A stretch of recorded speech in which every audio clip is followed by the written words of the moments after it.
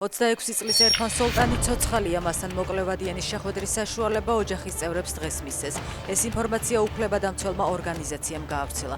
ირანელი დემონსტრანტის შესაძლო სიკვდილით დასჯაზე ცნობები აქტიურად ვრცელდებოდა, რადგან დაპირების მიუხედავად აიათოლას რეჟიმი ახლობლებს მასთან შეხვედრის უფლებას არ აძლევდა.